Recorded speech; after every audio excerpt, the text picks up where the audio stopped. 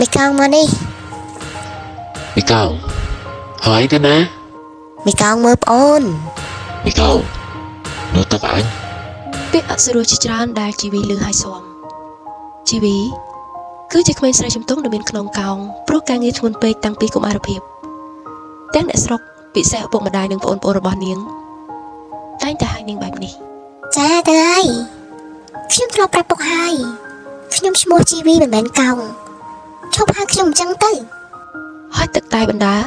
ជីវីតមាត់នឹងឪពុករបស់គេដែលនៅលើញញួរ10គីឡូវាថ្មប៉ែអញទ្រាំទេក្នុងឯងកោងហៅបែបនេះវាសំផុតហើយពុកមកពីពុកនឹងអ្នកផ្ទះយើងហៅខ្ញុំអញ្ចឹងហើយបានជាមីងពូអ្នកស្រុកគ្រប់គ្នាគេប្រមាថគេមើលងាយខ្ញុំគ្មានសល់ម្នាក់ទេនាងខឹងប្លែកនាងឈរតវ៉ាមិនពេញចិត្តនឹងការមើលងាយបែបនេះតទៅទៀតទេហើយចង់នៅឡាយអីដល់មីងកោងមិនវាយថ្មតែមិនគ្រប់គេមីងវឿនជាម្ដាយដាក់ញញួរចុះមកដងទឹកផឹកក៏ជួយសម្រួលអត់ទេម៉ែខ្ញុំចង់ឲ្យរឿងតូចចិត្តដ៏ធំមួយនេះដាច់ស្រេចនៅថ្ងៃនេះតែម្ដងឈប់ហៅខ្ញុំបែបនេះទៀតឈប់បង្អាប់ខ្ញុំព្រោះខ្ញុំក៏មានចិត្តថ្លាមដែរត្រឹមកាយខ្ញុំខូចតែជាអញ្ចឹងពេញមួយជីវិតព្រោះក្រមិនថាអីទេតែនេះមួយភូមិមួយស្រុកចេញមកមើងងាយណាស់មកពីណាមិនមកពីពុកម៉ែត្រូវទេក្មេងស្រីដែលធ្លាប់តែអត់ទ្រាំបន្តតបែរជាបង្ហាញថានាងខូចចិត្តនៅថ្ងៃនេះនាងបោះញញួរចោលក្តុកទៅលើដីដើរកោងកងចេញទៅទាំងទឹកភ្នែកខឹងឈួលអវីនាងដំឡើងសម្លេងព្រោះពូក៏តាមមើលកូនមិនដឹងនាងនិយាយពីអីខ្លះព្រោះតាជារបស់គាត់ហឹងមានតែសម្លេងវាថ្មទេថៃម៉ែវាឯងធ្វើអញមីកោងបានជាវាស្រអត់អញ្ចឹងហ៎ពូឆ្លាតស៊ូមីងបានមុនខ្ញុំដឹងទេមិនដឹងវាទៅស្ដាប់អាណាមកពីណាទេទៅពីទៅជាអញ្ចឹងមីងគាត់ហាស្ដីលឺមួម៉ៅព្រោះជីវីទៅបាត់គាត់នឹងប្តីត្រូវប្រឹងទ្វេដងទៅគ្រប់ថ្មឲ្យគេយីកោងចុះមកឯងមកផ្ទះវិញមិនវាយថ្មទេអីពូដុំសួរនាំព្រោះឃើញជីវីដើរតាំងអោនមកផ្ទះវិញលឿនខុសទម្លាប់ជីវីក្រឡេកឃើញស្ដាប់ឮតែធ្វើជាថ្លង់ហើយមិនស្ដីគិតតែពីដើរដំណើរញាប់ស្អេរចុះគេកើតអីពូគាត់មិនអស់ចិត្តព្រោះនាងមិនដែលជាក្មេងឆ្មាំងឆ្មៃអញ្ចឹងទេមកពូហៅផ្អែមពូដុំគាត់ជិះកង់មកផ្ទះចាប់ហួយចុងភូមិទើបចាយចាប់ហួយហើយគាត់ពិសាបង្អែមដែលគាត់ធ្វើសម្រាប់ហូបក្នុងគ្រួសារហូបចុះអរគុណគាត់ញញឹមញញែមអរគុណម្ចាស់ផ្ទះពូបងតែអីដែរថ្ងៃហ្នឹងចាយគាត់សួរនាំនឹងអាលក់ឲ្យមីគេចាប់អារសជាតិខគោហើយនឹងប្រេងឆាម្ដងទួយមកក្មួយពូគាត់នៅតែតាមអត់មើលជីវីព្រោះគាត់ឆ្ងល់យូរហើយតែមិនហ៊ានសួរអ្នកណាតាំងពីគាត់ផ្លាស់មកនៅទីនេះចាពូចាំតែជំរាបអីអ្នកលក់ញាប់ដៃញាប់ជើងរៀបផងរាក់តាក់ភ្ញៀវផងព្រោះមានគេមកចាំទិញរបស់ផ្សេងពីម្នាក់ទៀតក្មួយពូសុំសួរមួយមកចាពូសួរមក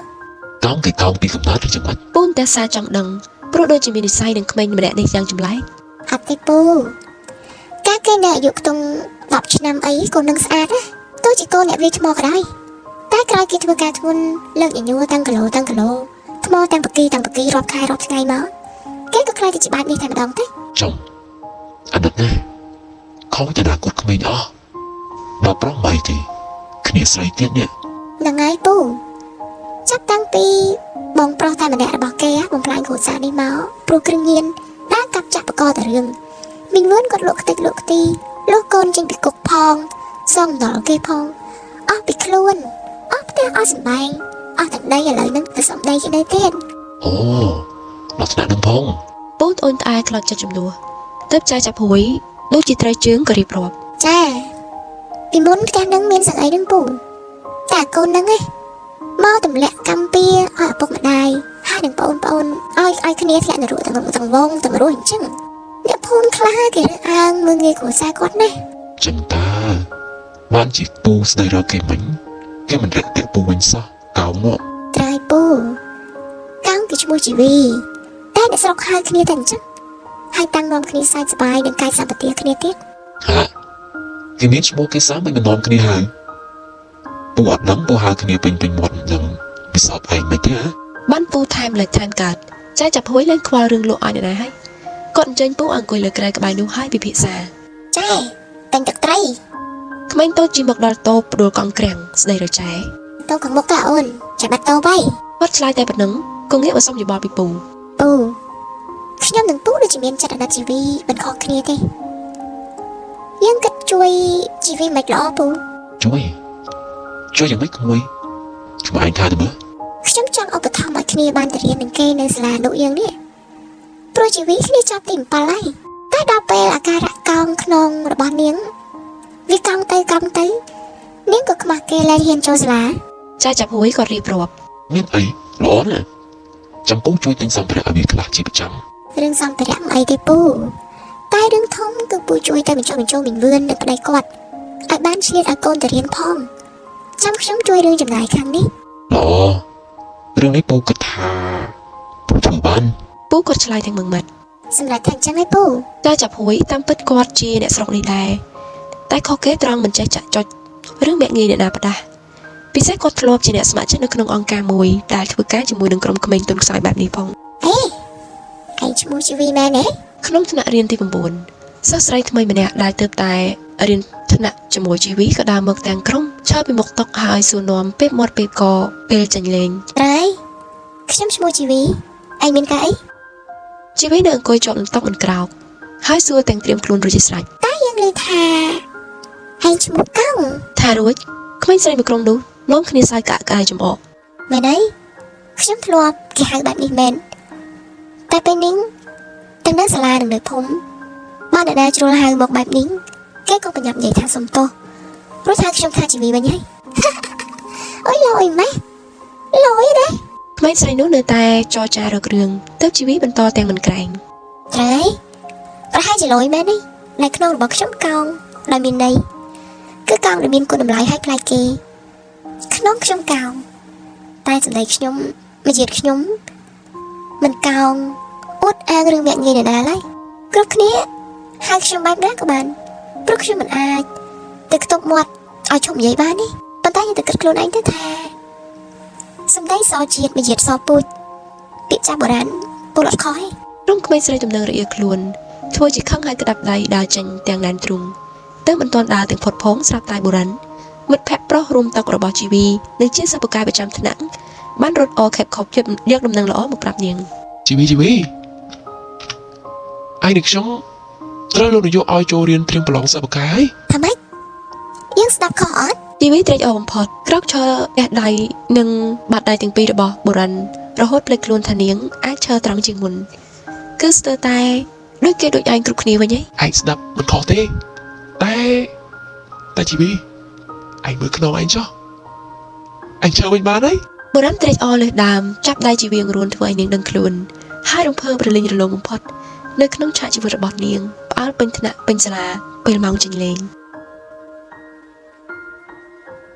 ជីវីអូនកំពុងធ្វើអីហ្នឹង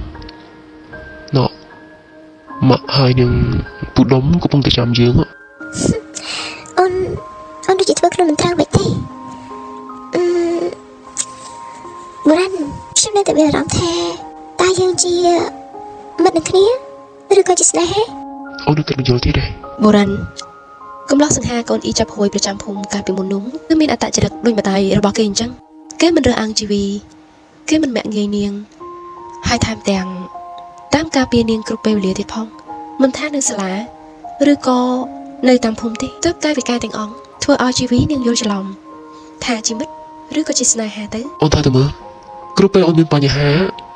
តើអ្នកណាគេជាអ្នកលើកមុខមុនគេ អូនដឹងប៉ុន្តែមែនតើទៅគឺតាំងពីអូននឹងក្តីរហូតមកដល់ពេលនេះអ្នកដែលស្និទ្ធស្នាលអូនជាងគេគឺបងចាំបងចង់ដឹងអត់ថាអូនចាត់ទុកបងយ៉ាងម៉េច បងគិតថាបងមិនចង់ដឹងទេប៉ុន្តែបងគួរតែជាអ្នកកំណត់អូនវិញព្រោះបងបានរួចចិត្តអូនឃើញទៅហើយហ្នឹងបែកគ្នាទៅរៀននៅសាកលវិទ្យាល័យរាប់ឆ្នាំរាប់ខែប៉ុន្តែអូនមើលចុះទោះនៅខេត្តណាទៅដល់ទីណាឆ្ងាយក៏បងនៅតែឆ្លៀតទៅមើលអូនដល់កន្លែងញឹកញាប់ដែរត្រូវអត់អូនវិញក៏ដូចគ្នាអូនតែងតែខលតែងតែផ្ញើសារសួរសុខទុក្ខស្ដីថាខ្វល់ខ្វល់បារម្ភពីបងជឿដូចគ្នាអូនថាទៅមើលនៅមិនមែនជាស្នេហាទៀតទេ មនុស្សខូចស្នេហាក៏ស្នេហា ឡអញ្ចឹងថ្ងៃនេះជាថ្ងៃដែលអូនព្រមបញ្ជាក់ពីពេលវេលាទុកដេករបស់អូនហើយមែនទេ លួចភ្ជាប់ពាក្យយូរហើយខ្លាចកូនកំមុំគេបានទៅអ្នកផ្សេងនៅមិនស្ទាក់ស្ទើរអីណា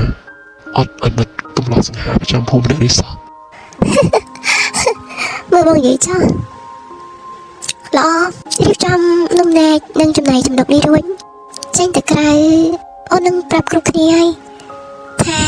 អូនសម្រេចចិត្តរួចហើយគឺអូននឹងធ្វើជាកូនកំមុំរបស់បងកូនកំមុំម្នាក់ដែលគួរទៅតបស្នងក្តីស្រឡាញ់ដែលកំឡោះមុខងាប់ម្នាក់នេះតាមស្រឡាញ់តាមការពារតាំងពីតូចមក ត្រូវតែអញ្ចឹង ជីវីញញឹមមិនតន់ចប់សពគ្រប់ផងស្រាប់តែបុរាណបែរជាលុយថាបបុំរបស់រៀងថាជិតហើយដកខ្លួនវិញធ្វើជាមិនដឹងមិនលឺតែជីវីនាងក៏យកដៃវាយទ្រូងគេតិចឈួលខឹងបន្តិចដែរ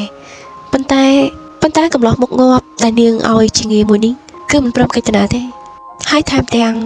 ទាញដៃរបស់នាងយកខ្លួនប្រាណរបស់នាងអបជាប់ទ្រូងរបស់គេយ៉ាងណែនអោបលួងលោមអង្អែលថ្នាក់ថ្នម ជីវីអូននឹងទេបងស្រឡាញ់អ្នកគ្រូភាសាខ្មែរប្រចាំភូមិស្រុកយើងនេះមិនស្ទើរទេល្មមព្រមទទួលក្តីស្រឡាញ់បងទៅណា អូខេតកែប្រុស